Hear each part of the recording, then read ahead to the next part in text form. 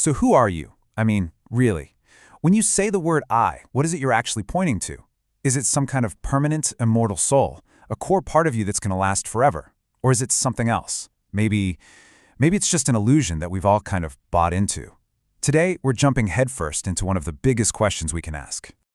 And to get us started, I want you to really sit with this idea from the 11th century Persian philosopher Naser Khosrow. Just that one sentence. It's not just a nice quote, it's an entire worldview packed into a really powerful metaphor about why we're even here. Because that's the question Khosrow's idea really forces you to ask, right? Is all of this, our entire life, just a kind of preparation, a training ground for a reality that's way more permanent, way more real than this one? Let's unpack that. Okay, so this whole world as a womb thing, it's not just a poetic image. It's actually a really structured philosophy. Khosrow is laying out a vision where our time on Earth is this absolutely critical, formative period for our soul. So here's the thinking. The soul, which he calls the nafs, isn't from here. It's a spiritual thing that's been placed into this physical world with a very specific mission, to learn. Our body, that's just the temporary vehicle it's using. And the world itself is the classroom. And here's the key part.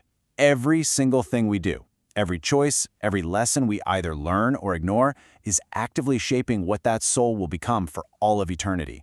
It means every moment, right now, really counts. And this is where the analogy just gets, well, kind of perfect. Think about it. A fetus inside the womb develops eyes, right? But not to see inside the womb. There's nothing to see. It's developing eyes for the world outside. Khosrow says the soul is doing the exact same thing. We are developing our spiritual organs, things like wisdom, compassion, virtue, not for this world, but for the next one. And just like that fetus has to leave the womb to live, the soul has to eventually leave the body to reach its true home. So, the bottom line is the incredible importance this philosophy puts on this life, right here, right now. This is not a dress rehearsal. According to this view, the choices you make, to learn and grow or to stay ignorant and rebel, are literally forging your eternal reality. The stakes? Well, they couldn't possibly be higher. Okay, so that idea of an immortal soul on this grand journey, it feels pretty intuitive for a lot of us, right? It makes sense. But what if it's fundamentally wrong?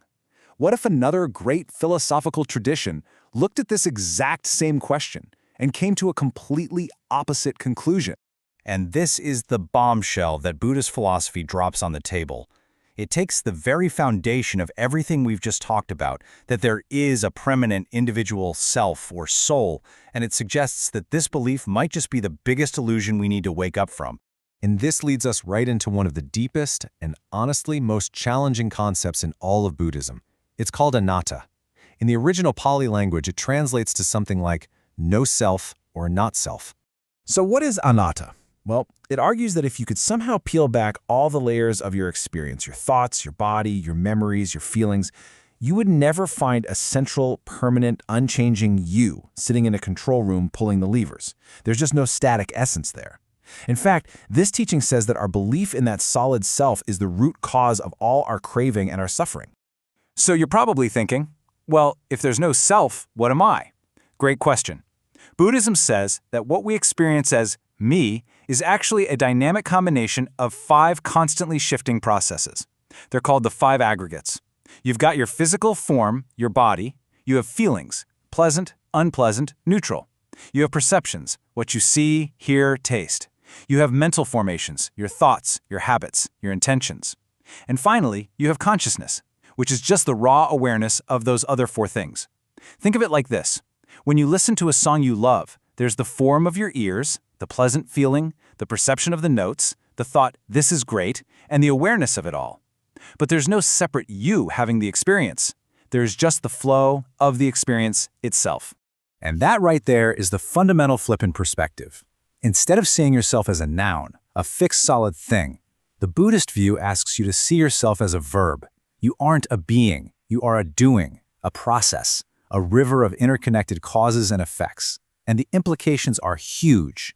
If there's no solid self to protect and promote, your whole relationship with life can change. So what we're looking at here are 2 profoundly different roadmaps for how to live a life, and each one points to a completely different destination. And this slide just lays it out so clearly. On Naser Khussrow's path, the self is the hero of the story. The whole point of life is to train and perfect this self for its big debut in the afterlife. But on the Buddhist path, the self is the illusion the story is all about. The goal isn't to give the story a happy ending. The goal is to wake up and realize you were never that character to begin with. That's liberation, or nirvana. And yet, for all that massive difference, there's this one fascinating place where they totally agree, the idea of karma, moral cause and effect.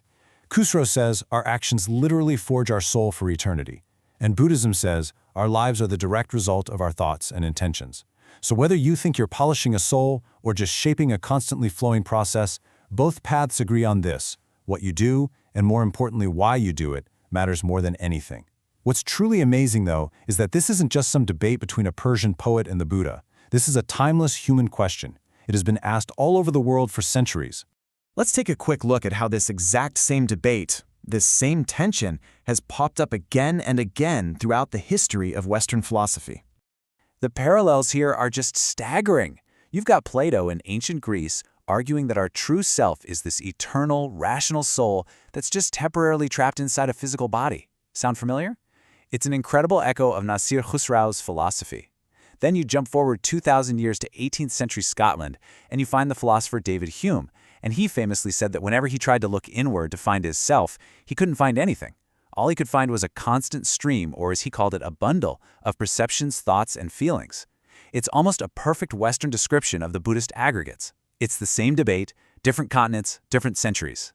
So, after trekking through all these huge philosophical ideas, the question, as it always does, comes right back to us. Right here, right now. What does this mean for your life? Because these aren't just abstract theories for a classroom. They offer two completely different ways to frame your entire existence.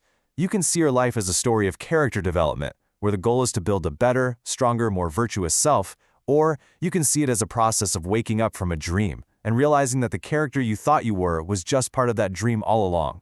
And that's really the question we're left with. It's a huge one with no easy answers. But the way you lean on this changes everything. How you think about success and failure, what you strive for, and what you believe the whole point of this life really is. So, what do you think? Is your deepest identity something you need to build and perfect? Or is it an illusion you need to see through and let go of? Hey everyone, if you enjoyed this explainer, hit that like button and don't forget to subscribe. Drop a comment below. I'd love to hear what you think. Your support really means a lot and helps me keep creating content for you all. Thanks so much for watching, and I'll see you in the next one.